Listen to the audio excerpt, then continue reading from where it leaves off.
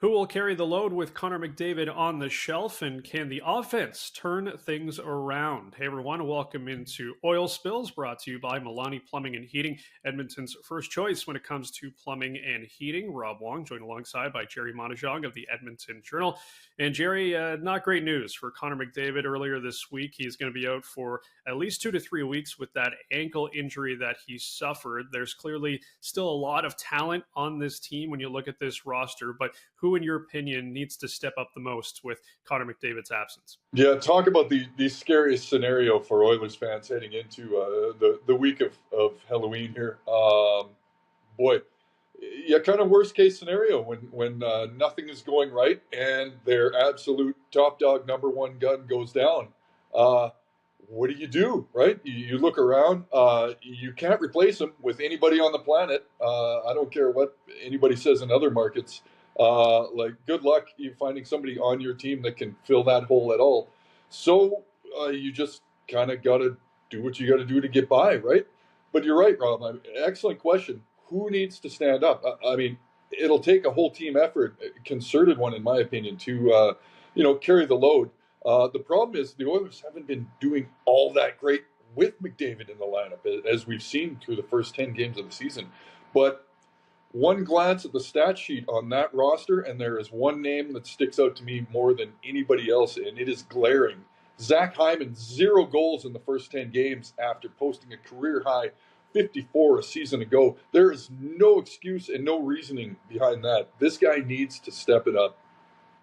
Yeah, that's a good choice for sure. It's pretty remarkable that he's gotten off to the start that he has. And overall, in general, this offense just has not been able to get going, Gerry. That's definitely one area of this team that I think most people did not really have any concerns about heading into the season with the names, as you mentioned, on this roster. But do you see any signs of hope that this offense is starting to turn things around or will turn things around? You know, Rob, in my mind, it all starts in the back end, that defense. I mean, you can put the blame on Stuart Skinner and net for his struggles there. You put the blame on the offense not scoring nearly as much as is expected to.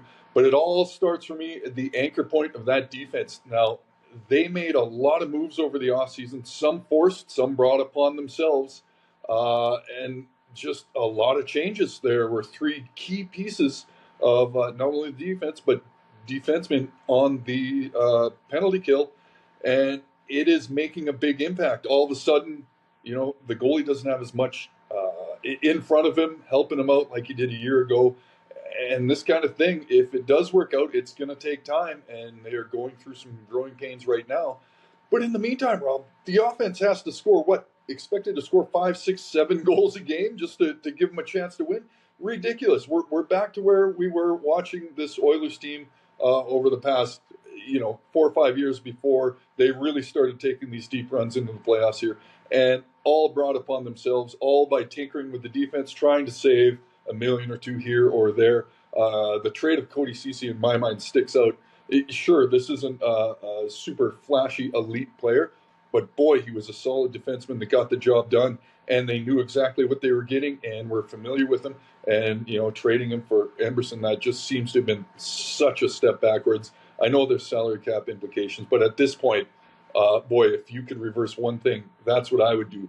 And in my mind, defense performing the way it did last year, and granted, it took some time to get the wheels under them as well, but they got it figured out. And everybody benefited from that, from goalie on out to the forwards.